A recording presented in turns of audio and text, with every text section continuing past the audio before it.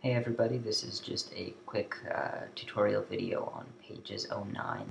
I'm running macOS 10 Lion, and this will just be a couple of tricks that will help you use Pages better.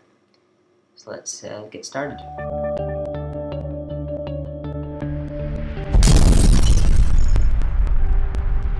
Okay, so the first tip that I want to outline is probably the one that I use the most. So we're just going to add a picture into this, and you may notice that with Pages, every time you move the picture, it automatically lines up, which appears great and is great for a lot of situations. But then there's times where maybe you're typing over here and you want it to line up with the text, and it just kind of gravitates towards a certain spot because of the blue lines. It's not a great example, but you get the idea. And it's actually a really simple fix for this. All you do is, while you're dragging it around, as soon as you hold down the command button, you can now move it wherever you want. And what's nice is that you'll notice above, right up there, you can see exactly the center and both edges and line them up with the blue line that appears if you're moving it from a blue line, like so. So you can still get it right in the center. Maybe you want this to line up right with the center of the page, and it's just a really great tip. So that's just the command key after you've already clicked on the picture. And then the next tip I want to outline is another one to do with pictures. It's having the nice rounded edges effect, because currently this looks a little bit boxy and square, and it's a really easy fix. All you have to do is click Format, I believe, and Mask with Shape. So I'll make sure that's selected. Okay, there we go. And then Rounded Rectangle. Now unfortunately it doesn't automatically put it as the full size, so you have to edit the mask. Oh, yeah, like that. And just get it to the size it was at. And what's really great is you can change the roundness all the way to a circle and all the way back out, and you can really just make it look a lot nicer with this little effect. Now, one thing that's surprisingly difficult, or not intuitive, should say, is changing this to landscape. So this picture, let's say, is wide, really wide, and you want it to be on landscape so the printer can still get it in the margins. So all you have to do is open up your inspector, it's this little button here, and click the page, a little picture of the page on the far left, and then page setup. That's where you can change it to landscape. So it's a couple of steps to get there. When you do, it's now landscape, and you can change your stuff accordingly. Another tip in the inspector is how you would go about changing to French.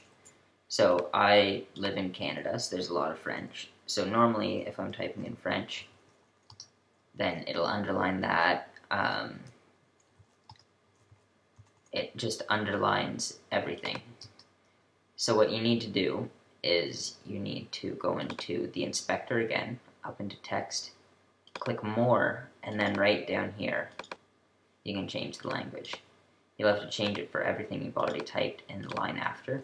But after that, it should automatically fix errors like that, and it's really great.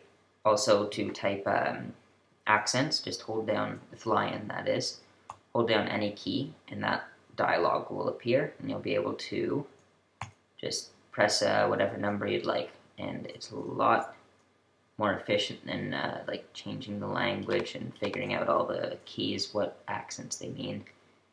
So that's a really great improvement. Next, I would like to show you how to change this so you can see two pages at once, much like Word 2011. So we'll put this back into regular portrait, and if you spread this out, you still only see one page, even if you have more than one page of the document. So it's not very efficient use of space, it's just gray area.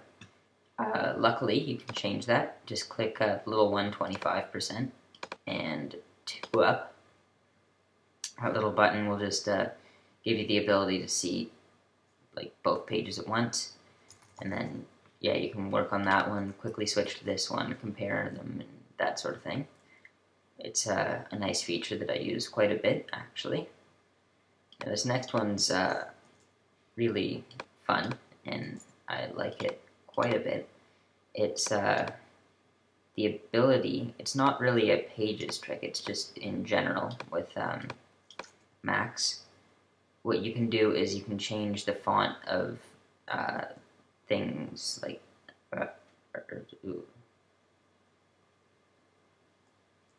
So one great ability that I really like is the ability in macOS 10 to easily download and install new fonts. So let's say I'm doing some work with hobbits or something, like a study on hobbits. So I could just type like this, which is very boring. It's just Helvetica, it's functional, but luckily with a little download, you can get it to show something like, let's go down to Hobbiton. There, it's the official Hobbit font. Really cool. There's a ton of other ones. You can choose from a variety of options. This one's kind of cool. It has a cityscape in white at the bottom of the letters. And to download these, all you do is you go to, so I just went to Hobbit font. And there's this great website, fontspace.com. And then, okay, I want Elven Common Speak. You just click download. It'll download it right up, and you can just double click that, and it'll install it right into your font book. And then from there, you can just here you can see all the ones that you've installed. So there it is. There's a Varsity one. Kind of faded one, it's kind of interesting. It's sometimes slow to load. This one I like, it's kind of an old-fashioned blueprints kind of thing. I have a whole bunch of them, and they're really easy to use. Then one of the most important and overlooked aspects of Pages is the ability to get rid of white space in a picture. Yes, there it is. So commonly, then you can just, type it, so you know, we've got a bunch of lines. There we go, and if I were to drag this picture in, well, it's surrounded by white space, and so obviously the text can't wrap around it, which is a really neat effect. To get rid of that, just when you have the photo selected, all you do is Format, Instant Alpha, and from there you can just click any color. There's white, it gets rid of it. Over on this side, and the further you pull out, the further spectrum of colors away from the color selected it accepts. And then it'll get rid of that. And now the, oh, don't want to do that. Okay.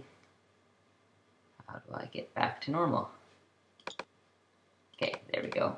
So now the text will wrap around it, and there's no white space around it, which is just a really great feature. I use it all the time, so it's just very helpful for text wrapping and other purposes. So that concludes just a quick overview of tips and tricks that you can use with Pages 09. And I hope you guys learned something new. If you have any questions, just leave them in the comments and I'll do my best to help you. Thanks.